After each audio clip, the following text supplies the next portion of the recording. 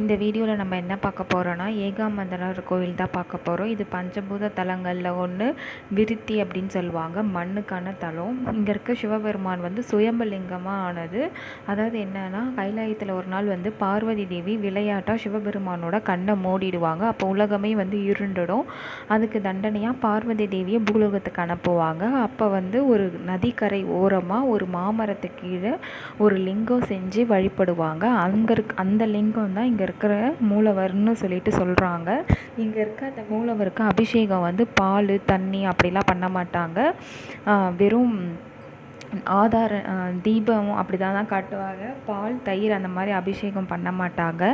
இங்கே இருக்கிற தலவிருஷம் வந்து மாமரம். 3500 வருஷத்துக்கு முன்னாடி இருக்கிற பழமையான மாமரம் இதுதான். இந்த மாமரத்துக்குன்னு ஒரு சிறப்பு இருக்குது. இது வந்து தலவிருஷம். ஏகாம்பரநாதர் அப்படின்னு சொல்லிட்டு எதுக்கு பேர் வந்ததுன்னா, ஏக் அப்படின்றது ஒன்று, ஆமரம் அப்படின்னு சொன்னது இந்த மாமரத்தை தான் குறிக்குது. இந்த மாமரத்துடைய சிறப்பு என்னன்னா, இந்த மாமரத்தில் இருக்கிற 4 கலைகளும் 4 வேதத்தை சொல்லும். ரிக், யஜுர், சாம, அதர்வன அப்படின்னு சொல்லிட்டு இந்த மரத்தில் இருக்க 4 கிளைகளும் 4 வகையான வேதங்களை சொல்லுது அப்படின்னு சொல்லிட்டு சொல்கிறாங்க. இந்த மாமரத்தில் காய்க்கிற பழமும் இனிப்பு, புளிப்பு, கசப்பு, துவர்ப்புன்னு 4 வகையான சுவைகளை கொண்டதுன்னு சொல்லிட்டு சொல்கிறாங்க. இந்த கோவிலுடைய பரப்பரப்பு ஒரு 25 ஏக்கர் பரப்பளப்பு. ரொம்ப பெரிய கோவில் தான் காஞ்சிபுரத்துலேயே. இங்கே இருக்கிற வந்து ராஜகோபுரம் வந்து 192 அடி உயரம் உள்ள ஒரு ராஜகோபுரம். நீங்கள் இந்த வீடியோட ஸ்டார்டிங்கில் பார்த்துருப்பீங்க. பேரரசர் கிருஷ்ணதேவராயர் தான் இந்த பெரிய ராஜகோபுரத்தை கட்டினார் அப்படின்னு சொல்லிட்டு ஒரு வரலாறும் இருக்குது. இந்த கோவிலோட இன்னொரு சிறப்பு, சகஸ்கர லிங்கம். ஒரே கல்லில் 1008 குட்டி குட்டி லிங்கமாக இருக்கும். அதுதான் வந்து இந்த மாமரத்துக்கு ஆப்போசிட்டில் இருக்கும். நீங்கள் போய் பாருங்கள். இந்த கோவிலில் அம்மனுக்குன்னு தனி சன்னதி கிடையாது. காஞ்சிபுரத்தை பொறுத்த வரைக்கும் எல்லா கோவிலுக்குமே வந்து காமாட்சி அம்மன் மட்டும்தான். அதனால் தனித்தனி அம்மனுக்குன்னு சன்னதி எந்த சிவன் கோவிலையுமே இருக்காது. கிபி 16ஆம் நூற்றாண்டில் தான் இந்த கோவிலை விஜயநகர பேரரசான கிருஷ்ணதேவராயரால் கட்டப்பட்டதுன்னு சொல்லிட்டு சொல்கிறாங்க. இந்த கோவிலில் அவ்வளோ சிற்பங்கள், யாழிகள், கடவுள்கள்லாம் அவ்வளோ நல்லாயிருக்கும். இந்த கோவிலில் இருக்கிற இன்னொரு சிறப்பு என்ன அப்படின்னா,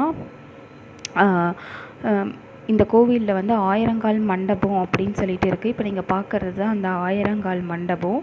இந்த ஆயிரங்கால் மண்டபத்தில் இருக்கிற ஒவ்வொரு தூணுமே ஒவ்வொரு ஒலி எழுப்பும் அப்படின்னு சொல்லிட்டு சொல்கிறாங்க. பங்குனி மாதம் வந்து ரொம்ப சிறப்பாக இருக்கும். இந்த ஆயிரங்கால் மண்டபம்னு சொல்கிறாங்க. ஆனால் இங்கே 540 கால்கள் தான் இருக்குது அப்படின்னு சொல்லிட்டு சொல்கிறாங்க. 108 சிவன் லிங்கங்களும் இருக்குது. அதுக்கு ஒரு கதையே இருக்குது. இந்த கோவிலில் வந்து 108 முனிவர்கள் வந்து பாடினாங்கன்னு சொல்லிட்டு சொல்கிறாங்க. அதனால் 108 சிவலிங்கங்களாகவும் இந்த கோவிலில் இருக்குது. தங்கத்தேர், வெள்ளித்தேர் எல்லாமே இருக்குது. 108 திவ்ய தேசங்களில் ஒன்றான நிலாத்திங்கள் தூண்டவ பெருமாள் கோவிலும் இந்த கோவிலுக்குள்ளே தான் இருக்குது. இந்த கோவிலுக்குள்ளே போனீங்கன்னா ஒரு வைணவ தலமும் பார்க்கலாம், ஒரு சிவன் கோவிலும் நீங்கள் பார்க்கலாம். டைம் கிடைக்கும் போது ஏகாம்பரநாதர் கோயில் போயிட்டு பாருங்கள். இந்த மண்டபத்துக்கு 10 ரூபா தான். 10 ரூபா கொடுத்தா இந்த மண்டபத்துக்குள்ளே அலோவ் பண்ணுறாங்க. அதுக்கு முன்னாடி பெருமாள் கோவில் இருக்குது. நீங்கள் பெருமாள் கோவிலும் போகலாம். சிவன் கோவிலுமே வந்து உள்ளதாக, சிவனுடைய சன்னதியும் உள்ளதாக இருக்குது. நீங்கள் சிவனை பார்த்துட்டு சிவன் கோவிலுக்கு வெளியில் வரும்போதே ஒரு பெரிய குளம் இருக்குது. குளத்தையும் பார்த்துட்டு வெளியில் வந்தீங்கன்னா 10 ரூபாய் என்ட்ரி ஃபீஸ். இந்த மண்டபத்தில் வந்து இருக்கலாம்.